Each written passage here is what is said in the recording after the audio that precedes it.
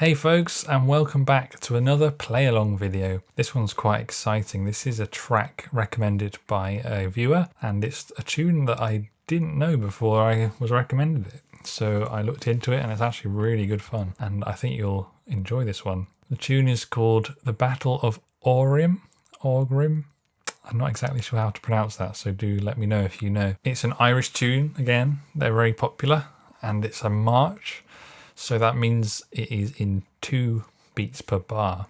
As with all my play along videos, if you want to follow the music yourself with your own copy, you can get free sheet music in treble clef on my website, link in the description. The backing tracks in this video will also be available to listen to for free, or you can support these videos and my channel by purchasing your own copy for your own use.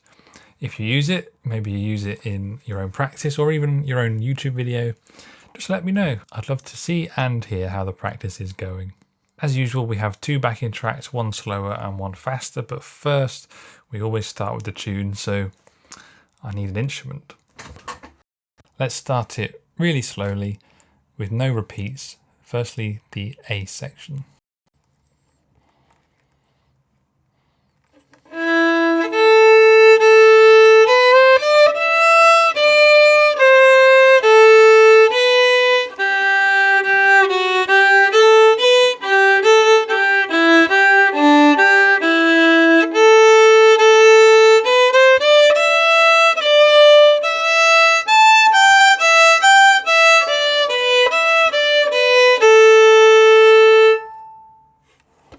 Now let's look at the B section and play that through very slowly.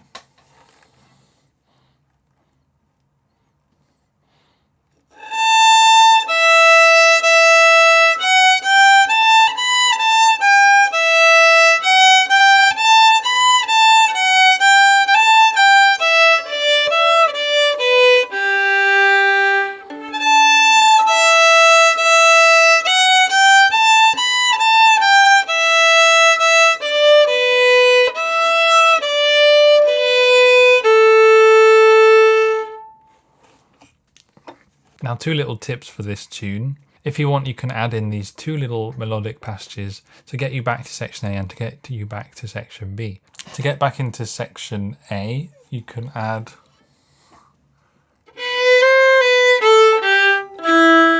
for example, just quickly up to speed.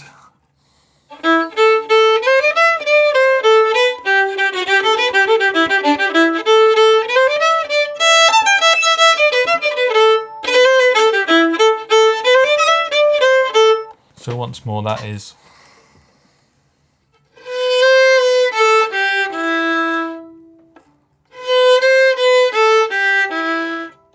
And to get back into section B, there's another little melodic passage you can add, which is a run up.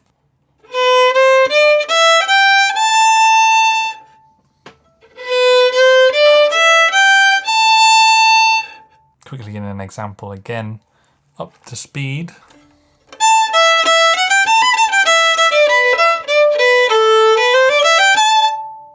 If you're playing this tune on the fiddle with your bow, then quite a handy bowing technique, just to help you out, is to use an up or down bow every quarter of the bar, every quaver. For example,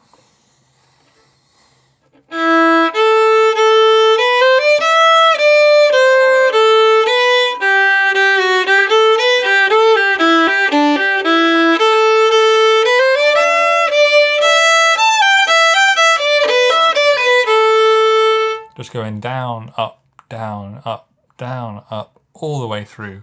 That does mean in the triplets and the semi-quaver parts you have to put a few notes in your left hand, but your bow can just stay the same throughout, which helps when you're going faster.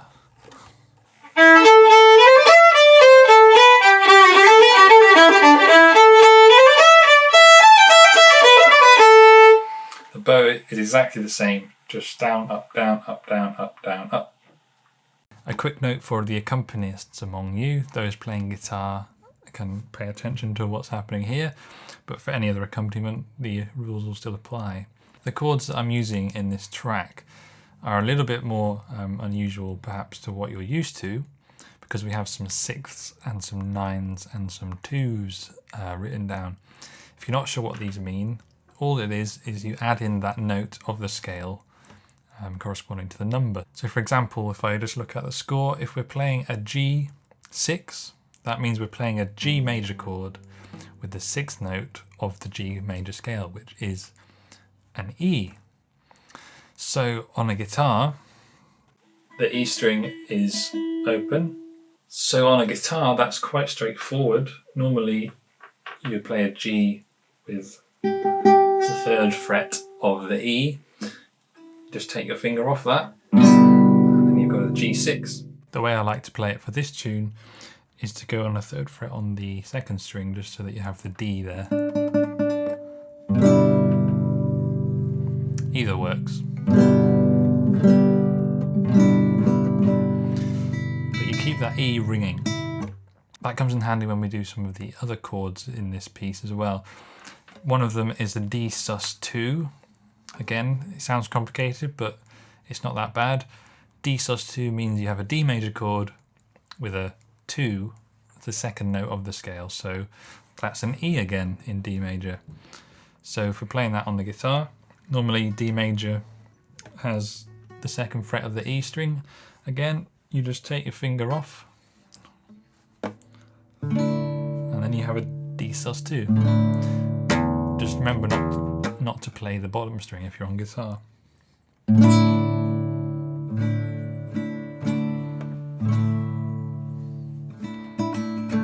One of the other chords in this piece is an E minor 7. Going from the D sus2 to an E minor 7 is actually very easy. Your third finger, if you're playing it like me, the finger on the D, that stays where it is, and you just play a regular E minor. And then you've got an E minor 7. E minor 7 meaning the seventh note of the E minor scale, which is a D. And the final chord I put in, just to fit with the tune at the end, is a G6/9. Any guesses what that means? You're right, it's G major with the sixth note, which we know is an E, and also the ninth note, which if you go up the octave, that's 8 notes to get to a G again, and the next note after that is an A.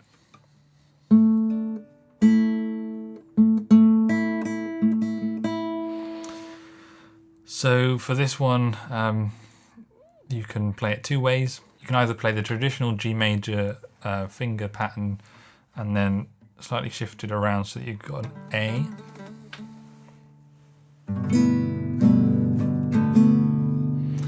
But what I'm doing in this piece, just to leave a bit of space in the tune, is not playing the bottom string and then putting that D again from the G 6 that we used earlier.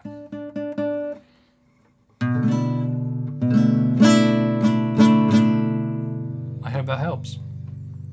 Let's put everything into practice and have a go at our first slower backing track. Enjoy.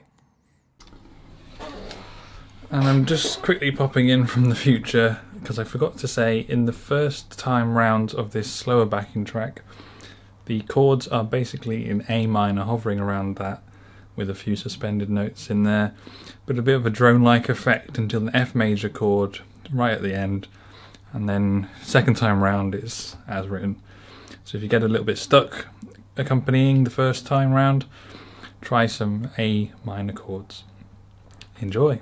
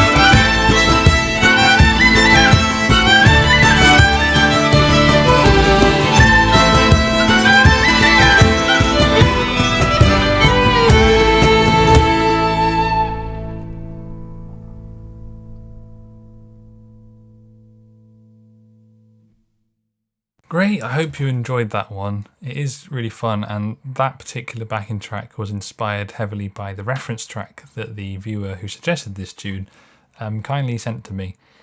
The way they played it was that slower, almost swung style, and I really enjoyed that. Remember, if you want to support this channel and these videos, or you just want your own copy of music and backing tracks, then go to the link in the description to my website and you'll be able to download all that you want. You'll also find the other backing tracks and the other videos that are in this series. If you're enjoying this video, give it a thumbs up and leave a comment. Let me know how it's going, what instrument you're playing. If you like this play along video, there are more play along videos on my channel. Do subscribe if you haven't already. If you stick around, you'll be sure to see and hear more music. Instruments at the ready. Let's move on to the faster backing track.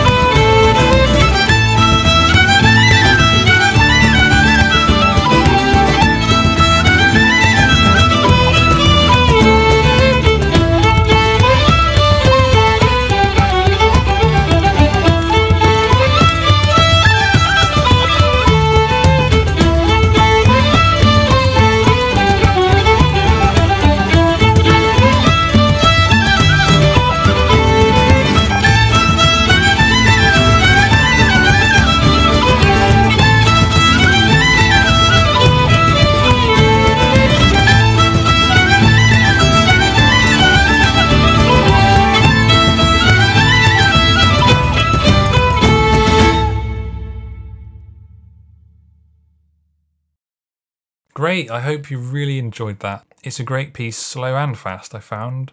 I really enjoy those tunes that have the doogie doogie doogie doogie doo, if you know what I mean, in the A section. Those sorts of little twiddly bits are always good fun. Thanks very much to the viewer once again who suggested this tune. There are more suggestions from other people that I've put into a list and gradually we'll work through them. If there's any tune you would like me to cover in a play along video, do let me know, leave a comment. Tell me how it went, tell me what instrument you're playing. Don't forget to subscribe and like the video if you enjoyed it. Stick around for more music. I hope you enjoyed the new shirt and I'll see you in the next video.